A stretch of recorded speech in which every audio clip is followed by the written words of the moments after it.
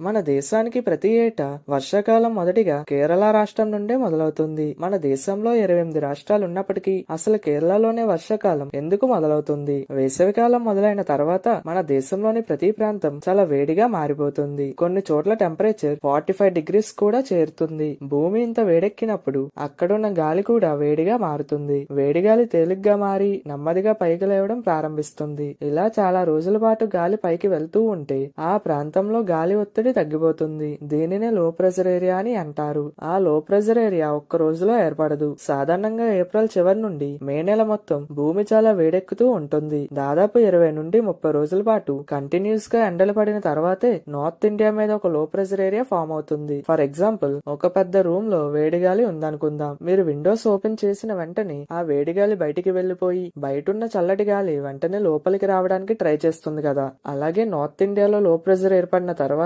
సముద్రం దగ్గరున్న చల్లటి గాలులు ఇండియా వైపు కదలడం ప్రారంభిస్తాయి. మన దేశం పక్కన అరేబియన్ సీ అనే పెద్ద సముద్రం ఉంటుంది. అక్కడి నుండి వచ్చే గాలులు సముద్రం మీదుగా వేల కిలోమీటర్లు ప్రయాణిస్తాయి. ఈ ప్రయాణంలో ఆ గాలులు భారీ నీటి ఆవిరిని తమలోకి తీసుకుంటాయి. ఎందుకంటే సముద్రాల్లో ఉన్న నీరు ఎండవేడికి ఆవిరై గాలిలో కలుస్తూ ఉంటుంది. అందుకే ఈ గాలులు పూర్తిగా తేమతో నిండిపోతాయి. అసలు ఈ గాలులు ముందుగా కేరళకే ఎందుకు వస్తాయి? ఇండియా మ్యాప్ చూస్తే కేరళ మన దేశం యొక్క సౌత్ వెస్ట్ కోణంలో ఉంటుంది. అంటే అరేబియన్ సీ నుండి నేరుగా ఇండియా వైపు వచ్చే గాలులకు ముందుగా ఎదురయ్యే భూభాగం కేరళ. అందుకే మాన్సూన్ గాలులు ముందుగా కేరళను తాకుతాయి. అయితే లో ప్రెషర్ ఏర్పడింది కదా అని వెంటనే కేరళలో వర్షాలు పడవు. ఎందుకంటే మాన్సూన్ రావాలంటే చాలా కండిషన్స్ కలిసి రావాలి. అరేబియన్ సీ నీరు వేడిగా ఉండాలి, గాలులు బలంగా ఉండాలి, తేమ ఎక్కువగా ఉండాలి, గాలి సరైన దిశలో కదలాలి. ఈ ప్రాసెస్ మొత్తం నెమ్మదిగా జరుగుతుంది. అందుకే మే నెలలో లో ప్రెషర్ ఏర్పడిన తర్వాత సాధారణంగా 7 నుండి 15 రోజుల సమయంలో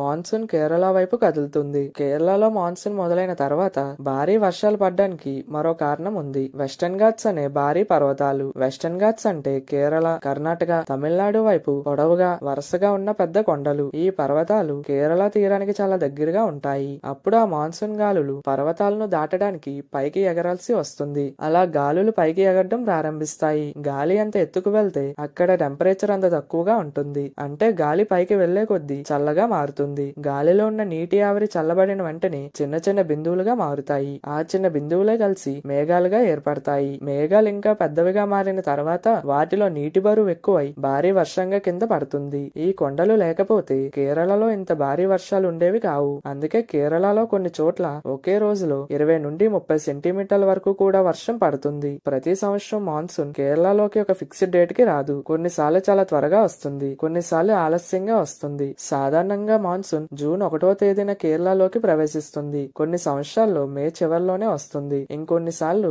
జూన్ 5 లేదా జూన్ 7 తర్వాత కూడా రావచ్చు. సైంటిస్టులు మాన్సూన్ ఎప్పుడు వస్తుందో తెలుసుకోవడానికి శాటిలైట్లు, వెదర్ బెలూన్లు, ఓషన్ సెన్సర్లు, విండ్ డేటా అన్ని ఉపయోగిస్తారు. మన దేశంలో వీటన్నిటి గురించి ఇండియా మెట్రోలాజికల్ డిపార్ట్మెంట్ చూసుకుంటుంది. కేరళలో భారీ వర్షాలు ప్రారంభమైన తర్వాత మాన్సూన్ గాలులు అరేబియన్ సీ మరియు బే ఆఫ్ బెంగాల్ వైపు రెండు దిశల్లో ఇండియా మొత్తం కదలడం ప్రారంభిస్తాయి. మొదట కేరళ నుండి కర్ణాటక వైపు వెళ్తాయి. తర్వాత గోవా, మహారాష్ట్ర ప్రాంతాలకు చేరుకుంటాయి. అదే సమయంలో బే ఆఫ్ బెంగాల్ వైపు నుండి వచ్చిన మాన్సూన్ గాలులు ఆంధ్రప్రదేశ్ మరియు ఒడిశా వైపు కదులుతాయి. అందుకే కొద్ది రోజుల తర్వాత ఆంధ్రప్రదేశ్ లో కూడా వర్షాలు ప్రారంభమవుతాయి. కేరళలోకి వచ్చిన మాన్సూన్ రోజుకు దాదాపు 100 నుండి 200 కిలోమీటర్ల వరకు ముందుకు కదులుతుంది. సాధారణంగా జూన్ మొదటి వారంలో కేరళలోకి వచ్చిన మాన్సూన్ జూలై మొదటి వారానికి దాదాపు మొత్తం ఇండియాని కవర్ చేస్తుంది. ఇండియాలో మాన్సూన్ ఒకేసారి అన్ని చోట్ల రాదు. అందుకే కేరళలో భారీ వర్షాలు పడుతున్న సమయంలో నార్త్ ఇండియాలో ఇంకా ఎండలు ఉండొచ్చు.